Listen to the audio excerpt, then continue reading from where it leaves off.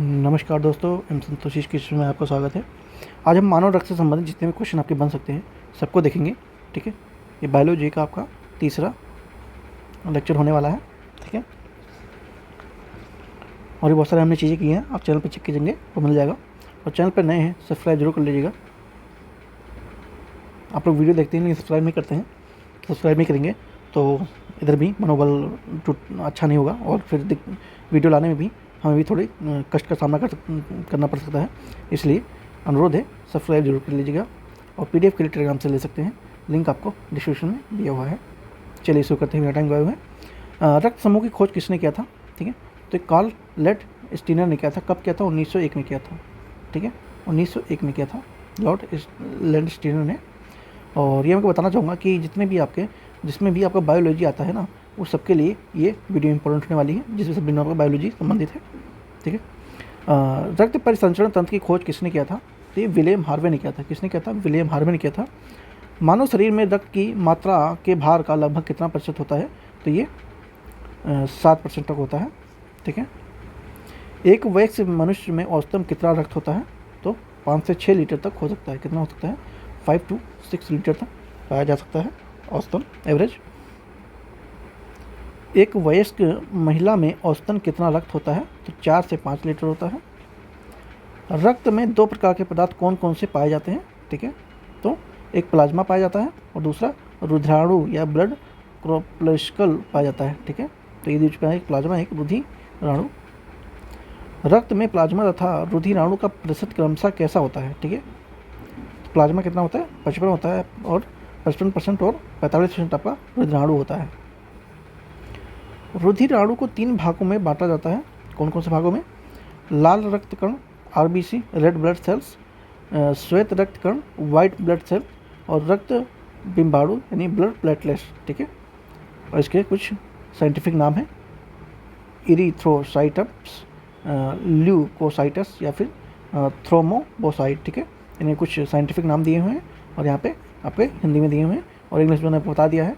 Red blood cells, white blood cell, और यहाँ पर लिखा ही हुआ है ब्लड प्लेटलेट। ठीक है, तो 3 भागों में बांटा जाता है जो रक्त होते हैं। आरबीसी का जो रेड ब्लड सेल्स है उनका जीवन काल कितना होता है? ठीक है, तो ये लगभग 120 दिन का होता है। ठीक है, 120 दिन का होता है आरबीसी का जीवन काल। और डब्ल्यूबीसी यानी कि वाइट ब्लड सेल्स का जीवन काल क्या होता है? ये 1 से 4 दिन तक हो सकता है। ठीक है, 1 से 4 दिन तक हो सकता है। रक्त बिंबाणु का जीवन काल क्या होता है? तो ये 3 से 5 दिन होता है। ये रक्त बिंबाणु मतलब होता है, ये ब्लड प्लेटलेट्स की बात कर रहा है, जो प्लेटलेट्स बोलते हैं आप, उनकी बात करते हैं। तो 3 से 5 दिन तक का हो सकता है। रेड ब्लड सेल्स का निर्माण कहाँ पे होता है? ठीक है, तो ये बोन मैरो में होता है। कहाँ पे होता है? बोन मैरो में। हिंदी में बोले तो अस्थि मज्जा। ठीक है, हिंदी में बोले तो अस्थि मज्जा। आरबीसी का रंग लाल ही क्यों होता है? ठीक है, तो रेड ब्लड सेल्स का रंग लाल ही क्यों होता है? तो ये होता है हीमोग्लोबिन की उपस्थिति के कारण ऐसा होता है, लाल दिखता है। हीमोग्लोबिन क्या है? ठीक है, तो ये प्रोटीन का एक यौगिक है। ठीक है, हीमोग्लोबिन क्या है? ये प्रोटीन का एक यौगिक है। हीमोग्लोबिन का कार्य क्या होता है? तो ये ऑक्सीजन का वहन करता है। ठीक है, ऑक्सीजन का वहन करता है। हीमोग्लोबिन में पाया जाने वाला लौह यौगिक का नाम क्या होता है? तो हीमेटिन होता है। क्या होता है? हीमेटिन होता है। वाइट ब्लड सेल्स का क्या कार्य होता है? शरीर के को रोगों के संक्रमण से बचाना इसका मेन कार्य होता है वाइट ब्लड सेल्स का। रक्त बिंबाणु का मुख्य कार्य क्या होता है?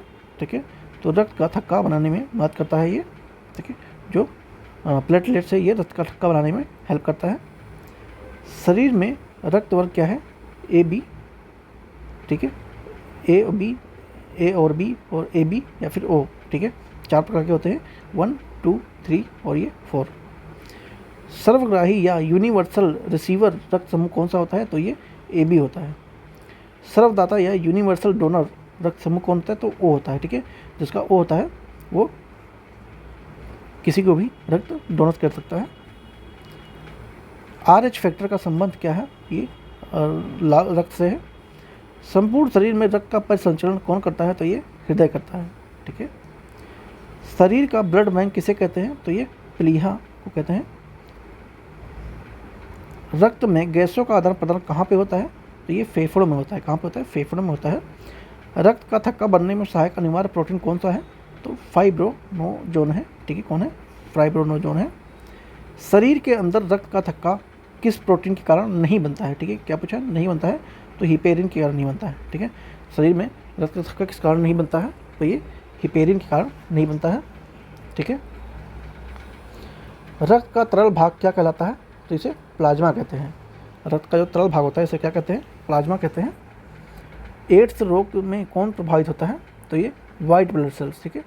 वाइट ब्लड सेल्स, तो अगर किसी को एड्स का रोग हो जाता है संचरण, तो उसे वाइट ब्लड सेल्स बॉडी में प्रभावित होता है। एंटीबॉडी क्या है? तो एक प्रकार का प्रोटीन है जो रक्त प्लाज्मा में पाया जाता है, ठीक है।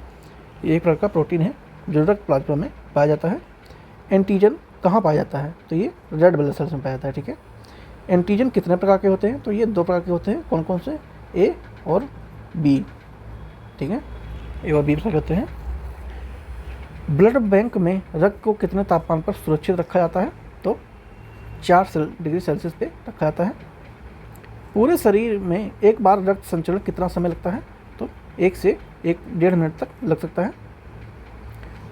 लिम्फोसाइट्स रक्षा किसका करती है? तो ये रोगाणु करती हैं, ठीक है। मानव शरीर में रुधिर स्कंदन में किस खनिज की भूमिका महत्वपूर्ण होती है? तो ये कैल्शियम की होती है, ठीक है। किसकी होती है? कैल्शियम की होती है। सामान्य व्यक्ति के रक्त का पीएच स्तर क्या होता है? तो ये 7.35 से 7.45 तक हो सकता है। एक स्वस्थ मनुष्य के प्रति 100 मिली रक्त में कितना ग्राम हीमोग्लोबिन पाया जा सकता है? तो ये 12 से 16 ग्राम तक पाया जा सकता है, ठीक है। 12 से 16 ग्राम तक।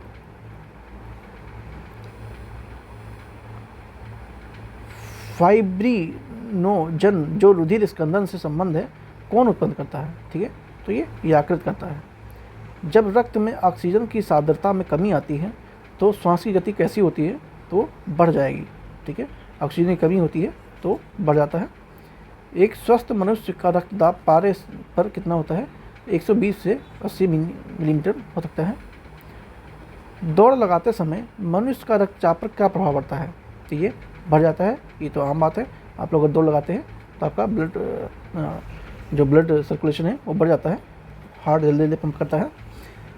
जब कोई व्यक्ति सो रहा होता है तो उसका रक्तचाप पर क्या प्रभाव पड़ता है? तो वो नॉर्मल हो जाता है, यानी कि घट जाता है, ठीक है, घट जाता है।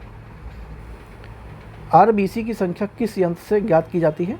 तो ये हीमोसाइटोमीटर से ज्ञात की जाती है। इससे हीमोसाइटोमीटर से। हीमोग्लोबिन के लोह पदार्थ का वैज्ञानिक नाम क्या है? ठीक है, तो पैराफायरिन है, ठीक है। क्या है? पोरफायरिन है। मानव शरीर में रक्त का पीएच फैक्टर कौन सा अंग नियंत्रित करता है? तो ये गुर्दा करता है। कौन करता है? किडनी, ठीक है। एक सामान्य व्यक्ति के 100 मिलीलीटर रक्त में कितना कोलेस्ट्रॉल रहता है? तो ये 50 से 100 mg तक हो सकता है।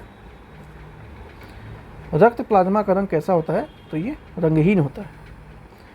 सामान्य व्यक्ति का अनुशीलन रक्तदाब कितना होता है? तो ये 80 मिलीमीटर पारे के तहत होता है। सामान्य व्यक्ति में सिस्टोलिक रक्तदाब कितना होता है? तो ये 120 mm पारे के प्रकुंचन दाब के तहत हो सकता है। सामान्य स्थितियों में हृदय में से आने वाले रक्त का कितना प्रतिशत भाग गुर्दे को मिलता है? तो ये 24% मिलता है। कितना? 24%।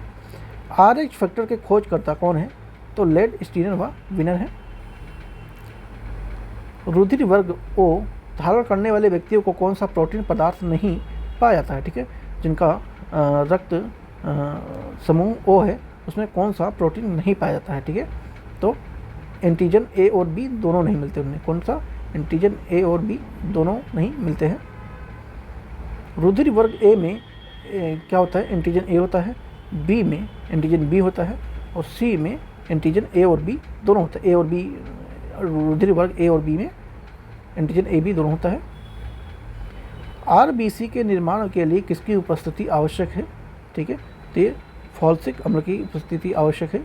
मानव हृदय में सामान्यतः 72 बार प्रति मिनट स्पंदित होता है, जिससे लगभग कितने लीटर रक्त की पंपिंग होती है? ठीक है, तो ये लगभग 5 लीटर के ब्लड की पंपिंग हो जाती है। क्या बोला है? मनुष्य के हृदय में सामान्यतः 72 बार प्रति मिनट, ठीक है, यानी कि 1 मिनट में 72 बार रक्त जो हार्ट है वो पंप करता है, जिसमें कितने लीटर का रक्त की पंपिंग हो सकती है, तो 5 बार होती है, 5 लीटर, ठीक है, 5 लीटर तक पंप हो सकता है, ठीक है। आगे हम क्या देखेंगे, मानव शरीर के जुड़े कुछ महत्वपूर्ण तथ्य को देखेंगे, ठीक है। तो आज का वीडियो यहीं पर समाप्त करते हैं। सब्सक्राइब जरूर कर लीजिएगा और PDF के लिए टेलीग्राम से जुड़ सकते हैं। थैंक यू सो मच, मिलते हैं नेक्स्ट वीडियो में।